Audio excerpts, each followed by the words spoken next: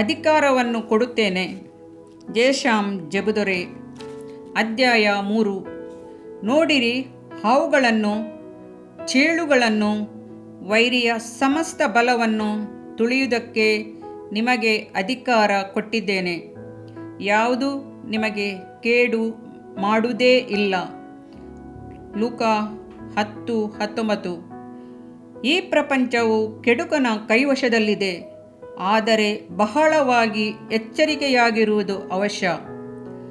ಲೋಕದ ಅಧಿಪತಿಯು ಈ ಪ್ರಪಂಚವನ್ನು ಆಳುತ್ತಿರುವವನು ಸೈತಾನನೇ ಆಗಿದ್ದಾನೆ. ಆದರೆ ದೇವರ ಮಕ್ಕಳಾದ ನಮ್ಮನ್ನು ಮಾತ್ರ ಶತ್ರುವಿನ ಸಕಲ ಅಧಿಕಾರಕ್ಕೆ ಕೊಡಲ್ಪಟ್ಟಿಲ್ಲ.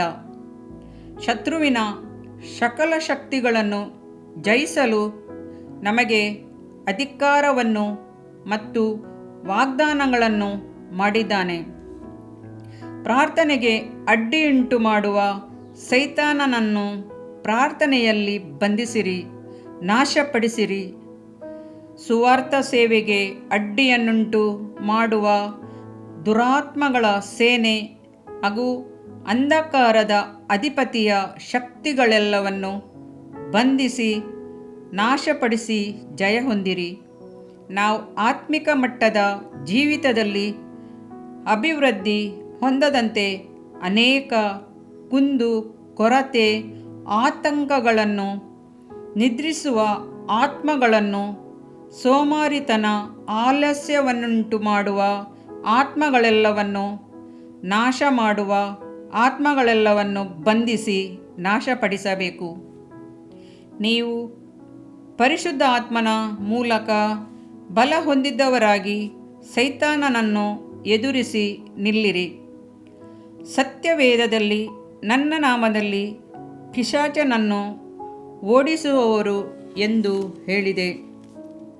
ಈ ವಾಗ್ದಾನವನ್ನು ನಂಬಿ ಗಟ್ಟಿಯಾಗಿ ಹಿಡಿದವರಾಗಿ ನೀವು ಸೈತಾನನನ್ನು ಓಡಿಸಿ ಬಿಡುಗಡೆ ಹೊಂದಿರಿ. ಈ ಅಧಿಕಾರವನ್ನು ಲೂಕ 10:19 ತಿಳಿಸಿದೆಯಲ್ಲ.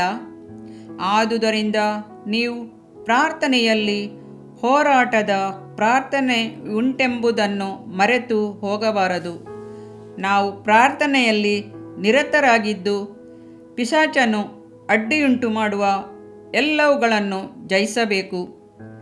ಸೈತಾನನ ತಂತ್ರೋಪಾಯಗಳನ್ನು ನೀವು ಎದುರಿಸಿ ನಿಲ್ಲುವುದಕ್ಕೆ ಶಕ್ತರಾಗುವಂತೆ ದೇವರು ದಯಪಾಲಿಸುವ ಸರ್ವಾಯುಧಗಳನ್ನು ಧರಿಸಿಕೊಳ್ಳಿರಿ. ಎಫೆಸ 6:11. ಈ ಲೋಕದ ಅಧಿಪತಿಯಾದ ಸೈತಾನನು ದೇವರ ಮಕ್ಕಳಾದ ನಾವು ಪ್ರಾರ್ಥಿಸದಂತೆ ಹೋರಾಟ ಮಾಡುತ್ತಾನೆ. ಆತನು ಎಷ್ಟು ಅಡಿ ಆತಂಕ ತಂದೊಡ್ಡಿದರೂ ನಾವು ಸ್ಥಿರವಾಗಿ ಭದ್ರವಾಗಿ ನಿಂತು ಪ್ರಾರ್ಥಿಸುವಾಗ ಸೈತಾನನು ನಮ್ಮನ್ನು ಜಯಿಸಲಾಗುವುದಿಲ್ಲ. ಹಳೆ ಒಡಂಬಡಿಕೆಯಲ್ಲಿ ದಾನಿಯೇಲನು ಪ್ರಾರ್ಥಿಸಲಾರಂಭಿಸಿದಾಗ ಸೈತಾನನು ಎಷ್ಟೋ ತಡೆಗಳನ್ನುಂಟು ಮಾಡಿದಾಗಿಯೂ ಅವನನ್ನು ಜಯಿಸಲಾಗಲಿಲ್ಲ. ದಾನಿಯೇಲನ 11ನೇ ಅಧ್ಯಾಯ ಓದಿ ನೋಡಿ. ದಾನಿಯೇಲನನ್ನು ನೋಡಿ ದೇವದೂತನು ಹೀಗೆ ಹೇಳಿದ, ಮೊದಲನೆಯ ದಿನದಲ್ಲಿಯೇ ನಿನ್ನ ವಿಜ್ಞಾಪನೆಯು ದೇವರಿಗೆ ಮುಟ್ಟಿತು. ಆ ವಿಜ್ಞಾಪನೆಯ ನಿಮಿತ್ತವೇ ನಾನು ಬಂದೆನು. ಪಾರಸಿಯ ರಾಜ್ಯದ ದಿವ್ಯಪಾಲಕನು 21 ದಿವಸ ನನ್ನನ್ನು ತಡೆಯಲು, ಇಗೋ, ಪ್ರಧಾನ ದಿವ್ಯಪಾಲಕರಲ್ಲೊಬ್ಬನಾದ ಮಿಕಾಯೇಲನು ನನ್ನ ಸಹಾಯಕ್ಕೆ ಬಂದನು. ದಾನಿಯೇಲ್ 10:12-13. ದೇವಮಗುವೆ, ನಿನ್ನ ಪ್ರಾರ್ಥನೆಗೆ ಉತ್ತರ ಸಿಗಲಿಲ್ಲವೆಂದು ಕಂಗಾಲಾಗಿ ಯಾವ ಸಮಯದಲ್ಲಿಯೂ ಸೋತು ಹೋಗದಿರು. ನೀನು ಸೈತಾನನನ್ನು ಪ್ರಾರ್ಥನೆಯಲ್ಲಿ ಬಂಧಿಸಿ ಕಟ್ಟಿ ಪ್ರಾರ್ಥನೆಯಲ್ಲೇ ಬಲ ಹೊಂದಿದವನಾಗಿ ಆತನಿಗೆ ವಿರೋಧವಾಗಿ ಹೋರಾಟ ಮಾಡು. ಹಳೆ ಒಡಂಬಡಿಕೆಯ ಕಾಲದಲ್ಲಿ ದೇವದೂತರ ಮೂಲಕ ಉತ್ತರಗಳನ್ನು ದೇವರು ಕಳಿಸಿಕೊಟ್ಟನು. ಆದರೆ ಈಗ ಹೊಸ ಒಡಂಬಡಿಕೆಯ ವಿಶ್ವಾಸಿಗಳಿಗೆ ನೇರವಾಗಿ ಪವಿತ್ರಾತ್ಮನ ಮೂಲಕ ಕೂಡಲೇ ಉತ್ತರ ದೊರೆಯುತ್ತದೆ. ಹಾಗೆಯೇ ನೀನು ಪ್ರಾರ್ಥನೆಯಲ್ಲಿ ಒಂದು ಸಲವೂ ಸೋತು ಹೋಗಬಾರದು. ನೀನು ಯೇಸುಕ್ರಿಸ್ತನ ರಕ್ತದ ಮೂಲಕ ಸೈತಾನನನ್ನು ಎದುರಿಸು. ಆಗ ಆತನು ನಿಮ್ಮನ್ನು ಬಿಟ್ಟು ಓಡಿ ಹೋಗುವನು. ನೀವು ಸಕಲ ವಿಧವಾದ ಪ್ರಾರ್ಥನೆಯಿಂದಲೂ ವಿಜ್ಞಾಪನೆಗಳಿಂದಲೂ ದೇವರನ್ನು ಪ್ರಾರ್ಥಿಸಿರಿ. ಇದರಲ್ಲಿ ಪೂರ್ಣ ಸ್ಥಿರ ಚಿತ್ತರಾಗಿದ್ದು ದೇವಜನರೆಲ್ಲರ ವಿಷಯದಲ್ಲಿ ವಿಜ್ಞಾಪನೆ ಮಾಡುತ್ತಾ ಎಚ್ಚರವಾಗಿರಿ. ಎಫೆಸ 6:18. ಇದರಿಂದ ನಿನ್ನ ದೇಹಕ್ಕೆ ಆರೋಗ್ಯವು, ಎಲುಬುಗಳಿಗೆ ಸಾರವು ಉಂಟಾಗುವವು. ಜ್ಞಾನೋಕ್ತಿಗಳು 3ನೇ ಅಧ್ಯಾಯ 8ನೇ ವಾಕ್ಯ. ಪ್ರಿಯ ವೀಕ್ಷಕರೇ ಮತ್ತು ಕರ್ತನಲ್ಲಿ ಸಹೋದರ ಸಹೋದರಿಯರೇ, ನೀವು ನಮ್ಮ ಈ ಕಾರ್ಯಕ್ರಮವನ್ನ ವೀಕ್ಷಿಸಿದ್ದಕ್ಕಾಗಿ ದೇವರ ನಾಮದಲ್ಲಿ ನಿಮಗೆ ವಂದನೆಗಳು. ದೇವರ ವಾಕ್ಯವು ನಮ್ಮ ಎಲುಬಿಗೆ ಬಲವು, ಸಾರವೂ ಆಗಿದೆ ಎಂದು ಸತ್ಯವೇದವು ಹೇಳುವಂತೆ ಈ ಕಾರ್ಯಕ್ರಮವು ನಿಮಗೆ ಆಶೀರ್ವಾದಕರವಾಗಿದೆ ಎಂದು ನಂಬುತ್ತೇವೆ.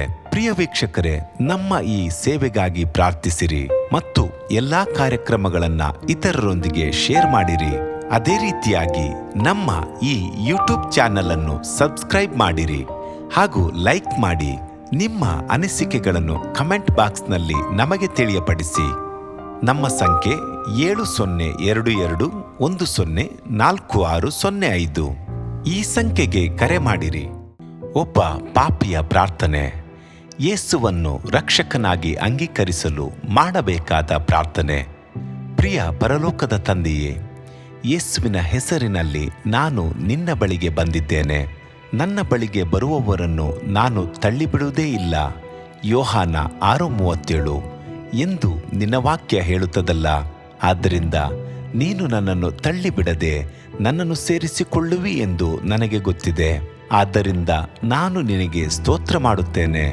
ನೀನು ನಿನ್ನ ವಾಕ್ಯದಲ್ಲಿ ನೀನು ಯೇಸುವನ್ನೇ ಕರ್ತನೆಂದು ಬಾಯಿಂದ ಅರಿಕೆ ಮಾಡಿಕೊಂಡು ದೇವರು ಆತನನ್ನು ಸತ್ತವರೊಳಗಿಂದ ಎಬ್ಬಿಸಿದನೆಂದು ಹೃದಯದಿಂದ ನಂಬಿದರೆ ನಿನಗೆ ರಕ್ಷಣೆಯಾಗುವುದು ಎಂತಲೂ, ಕರ್ತನ ನಾಮವನ್ನ ಹೇಳಿಕೊಳ್ಳುವವರೆಲ್ಲರಿಗೆ ರಕ್ಷಣೆಯಾಗುವುದೆಂತಲೂ ಬರೆದಿದೆ. ರೋಮ 10:9-13ನೇ ವಾಕ್ಯ. ಯೇಸುಕ್ರಿಸ್ತನು ದೇವಕುಮಾರನೆಂದು ನನ್ನ ಹೃದಯದಲ್ಲಿ ನಂಬುತ್ತೇನೆ. ನನ್ನನ್ನು ನೀತಿವಂತನನ್ನಾಗಿ ಮಾಡುವುದಕ್ಕಾಗಿ ಆತನು ಸತ್ತವರೊಳಗಿಂದ ಎಬ್ಬಿಸಲ್ಪಟ್ಟನು ಎಂದು ನಂಬುತ್ತೇನೆ. ನಾನು ಆತನ ನಾಮವನ್ನ ಹೇಳಿಕೊಳ್ಳುತ್ತೇನೆ. ಯೇಸುವೇ, ನೀನೇ ಕರ್ತನು. ತಂದೆಯೇ, ನೀನು ನನ್ನನ್ನು ರಕ್ಷಿಸಿದಿ ಎಂದು ನಾನು ನಂಬುತ್ತೇನೆ. ನಿನ್ನ ವಾಕ್ಯವು ಹೇಳುತ್ತದೆ, ಮನುಷ್ಯನು ಹೃದಯದಿಂದ ನಂಬುವುದರ ಮೂಲಕ ನೀತಿಯು ದೊರಕುತ್ತದೆ, ಬಾಯಿಂದ ಅರಿಕೆ ಮಾಡುವುದರ ಮೂಲಕ ರಕ್ಷಣೆಯಾಗುತ್ತದೆ. ರೋಮ 10:10. ನಾನೀಗ ನನ್ನ ಹೃದಯದಲ್ಲಿ ನಂಬುತ್ತೇನೆ ಹಾಗೂ ಯೇಸುವೇ ನನ್ನ ಕರ್ತನೆಂದು ಅರಿಕೆ ಮಾಡುತ್ತೇನೆ. ಆದುದರಿಂದ ನಾನೀಗ ರಕ್ಷಣೆ ಹೊಂದಿದ್ದೇನೆ. ಅಪ್ಪಾ ತಂದೆಯೇ, ನಿನಗೆ ಸ್ತೋತ್ರ. ಲೂಕನು ಬರೆದ ಸುವಾರ್ತೆ 11ನೇ ಅಧ್ಯಾಯದಲ್ಲಿ ಬರೆದಿರುವಂತೆ, ನಿಮ್ಮಲ್ಲಿ ತಂದೆಯಾದವನು ಮೀನನ್ನು ಕೇಳುವ ಮಗನಿಗೆ ಮೀನು ಕೊಡದೆ ಹಾವನ್ನು ಕೊಡುವನೆ? ಅಥವಾ ತತ್ತಿಯನ್ನು ಕೇಳಿದರೆ ಚೇಳನ್ನು ಕೊಡುವನೆ? ಹಾಗಾದರೆ ಕೆಟ್ಟವರಾದ ನೀವು ನಿಮ್ಮ ಮಕ್ಕಳಿಗೆ ಒಳ್ಳೆ ಪದಾರ್ಥಗಳನ್ನ ಕೊಡಬಲ್ಲವರಾದರೆ ಪರಲೋಕದಲ್ಲಿರುವ ನಿಮ್ಮ ತಂದೆಯು ತನ್ನನ್ನು ಬೇಡಿಕೊಳ್ಳುವವರಿಗೆ ಎಷ್ಟೋ ಹೆಚ್ಚಾಗಿ ಪವಿತ್ರಾತ್ಮ ವರವನ್ನ ಕೊಡುವವನಲ್ಲವೇ ಅಂದನು. ತಂದೆಯೇ, ನೀನು ಕೇಳಿಕೊಳ್ಳುವವರಿಗೆ ಪವಿತ್ರಾತ್ಮನ ವರವನ್ನು ಹೇರಳವಾಗಿ ಕೊಡುವಾತನಾಗಿದ್ದಿ. ಆದ್ದರಿಂದ ನನ್ನ ಮೇಲೆಯೂ ನಿನ್ನ ಆತ್ಮನನ್ನು ಸುರಿಸಬೇಕಾಗಿ ಬೇಡಿಕೊಳ್ಳುತ್ತೇನೆ. ಕೀರ್ತನೆ 81:10 ಬರೆದಿದೆ, ಅಗಲವಾಗಿ ಬಾಯಿದೆರೆಯಿರಿ, ಅದನ್ನು ತುಂಬಿಸುವೆನು. ಕರ್ತನೇ, ನನ್ನನ್ನು ಪವಿತ್ರಾತ್ಮನಿಂದ ತುಂಬಿದಂತ ನೀನು ನನ್ನನ್ನು ಅನ್ಯ ಭಾಷೆಯ ವರದಿಂದಲೂ ತುಂಬುವವನಾಗಿದ್ದಿ ಎಂದು ನಂಬುತ್ತೇನೆ. ಅದರಂತೆ ನಾನು ನನ್ನ ಬಾಯಿಯನ್ನು ತೆರೆದು ನಿನ್ನ ಸ್ತೋತ್ರ ಮಾಡುವಾಗ ಅನ್ಯ ಭಾಷೆಯ ಅಭಿಷೇಕದಿಂದ ನನ್ನನ್ನು ತುಂಬುವವನಾಗಿದ್ದಿ ಎಂದು ನಂಬುತ್ತೇನೆ. ಈಗ ನೀವು ನಿಮ್ಮ ಬಾಯಿಯನ್ನು ತೆರೆದು ಮಾತನಾಡುವಾಗ ಪವಿತ್ರಾತ್ಮನು ನಿಮ್ಮ ಬಾಯಿಯನ್ನು ತನ್ನ ಭಾಷೆಯಿಂದ ತುಂಬುವವನಾಗಿದ್ದಾನೆ. ಇದು ದೇವರ ಭಾಷೆಯಾಗಿದೆ. ಈ ಅಭಿಷೇಕವನ್ನ ಹೊಂದಿಕೊಳ್ಳಲು ನೀವು ನಿಮ್ಮ ಸ್ವರವನ್ನ ಉಪಯೋಗಿಸಬೇಕು. ಅದರಿಂದ ನೀವು ನಿಮ್ಮ ಬಾಯನ್ನು ತೆರೆದು ದೇವರಿಗೆ ಸ್ತೋತ್ರ ಮಾಡುವಾಗ ದೇವರು ನಿಮ್ಮನ್ನು ಅನ್ಯ ಭಾಷೆಯ ವರದಿಂದ ತುಂಬುವವನಾಗಿದ್ದಾನೆ. ಪ್ರಿಯರೇ, ಈಗ ನೀವು ಪವಿತ್ರಾತ್ಮನಿಂದ ತುಂಬಲ್ಪಟ್ಟ ಆತನ ಪ್ರಿಯ ಮಕ್ಕಳಾಗಿದ್ದೀರಿ. ದೇವರ ನಾಮಕ್ಕೆ ಸ್ತೋತ್ರವಾಗಲಿ.